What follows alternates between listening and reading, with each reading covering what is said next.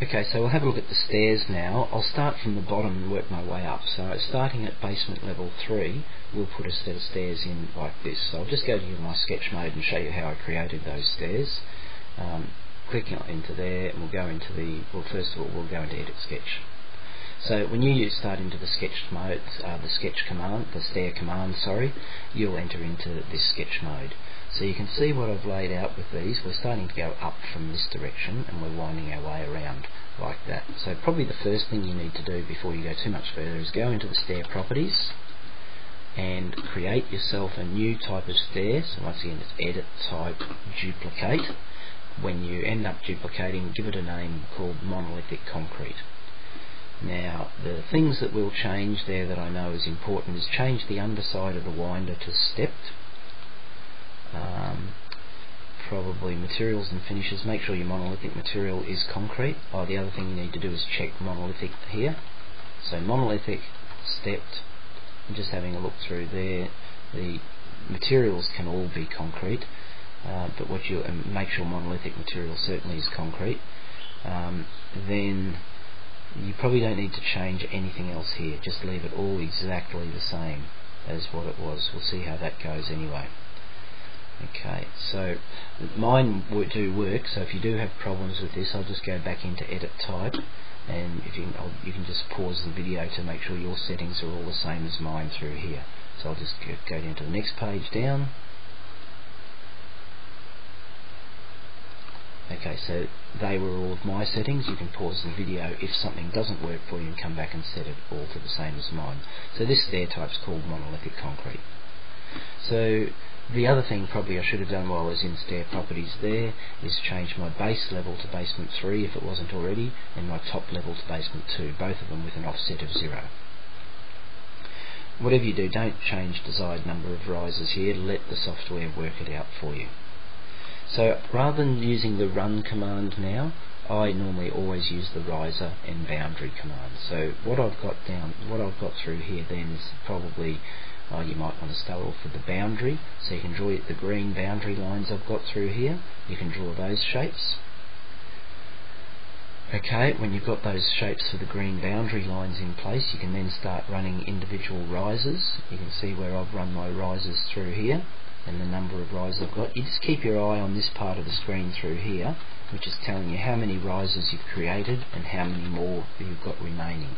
But if you lay it out something like I've got through here, now what I've got through here, these boundary lines when you're laying it out, by the way, is this gap in between these boundary lines here is 250 millimeters.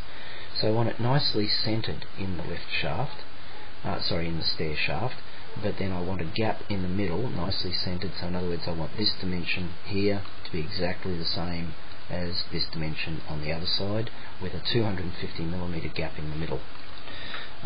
That'll allow you to fit one stair tread or 2 risers along the landing through here. And so each of these then is set out at 250 millimeters. So we've got 250 millimeter spacings for each tread, so riser to riser 250. We get to this point where, because we've got this space at 250, we've got space for another riser in through there.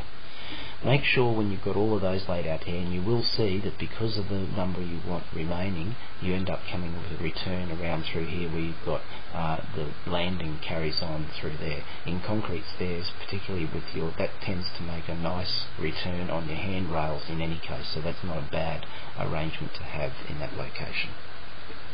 When you get that all laid out through there, make sure you do split your boundaries into, you can see the ones I'm highlighting for you at the moment, basically anywhere where the slope of a stringer needs to change, you need to have a split in the boundary. So have a look at what I'm highlighting here for you, splitting the stringers in these locations. Just think of it wherever. I probably should put another split in here if I was doing it right. So I'm just going to split, and I think that needs a split in that location there. So anywhere where the slope of the stringer would change, you need to have a split. Okay, so I'll just finish stairs and make sure that works for me, and it does. You need the up direction. Here's the direction of the up, going that way. If it didn't work, if it didn't come out like that for you, it doesn't matter, just click on the reverse arrow and that'll flip the stairs for you going in the other direction. And that's your basement 3 stairs. Now we want a set of those at basement 3 and also at basement 2. So rather than do them again at basement 2, all you've got to do is select the stairs after you've done them, copy them to your clipboard up here, and then after you've got them copied to your clipboard, drop down paste aligned and go select levels. And the level you want that to go to is basement 2, and click OK. When you've done that, then you'll have a copy of those stairs not only at basement 3 that you created, but you also have a set of those at basement 2 as well. Okay, so here in basement 2 then you'll probably see that you can actually see both sets of stairs. So you've got this one now going from basement 2 up to basement 1, and this is the one that you created below at basement 3 coming up to basement 2. So they should both be there. So on basement 1 now, I'll just reset my sunglasses here, you'll have this set of stairs which I've got highlighted at the moment coming from the level below basement 2 up to basement 1. All you've then got to do is create another set of stairs there, and this one goes from basement 1 up to the ground floor. Okay, so I'll just probably best to create that set at ground floor level. Okay, so these are the stairs that I've got through there. So I'm just going to go into my edit sketch mode using the same monolithic stairs there, but just do make sure that the base level is basement 1 and the top level is ground floor. Okay, other than that, everything else should sort itself out for you. This is the shape of my stairs that I've got going on through here. Now there's a little bit, I'll just switch to thin lines in a moment because there's a little bit going on down through here. But basically what I've done is I've started from this riser and started all of my treads going up in this direction and getting to my last riser such that I've still got at least 1 metre for the landing at the top there.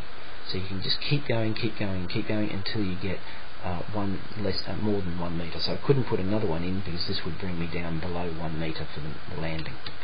So then all I'm doing is I'm working from wall to wall. Then all I'm doing down here is finishing off the last 2 risers that I need.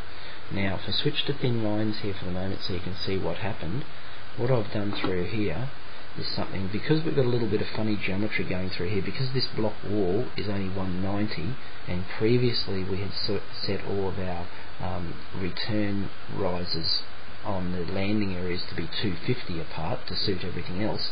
I've got a little bit of a mismatch going on through here, but it really isn't by very much at all. We're only talking about 30mm overlap through there. At a scale of 1:100 you won't even see that that's happened. This will just force the model into modelling it correctly. So what I've done is I've got a riser. You can once again, these 2 risers here, once again the same situation that I set up before. They need to be 250mm apart centrally about that centre wall. Then when you do that, you just need to return this one down into that corner there where the boundaries change. You can't take this anywhere, you can't just take that straight across.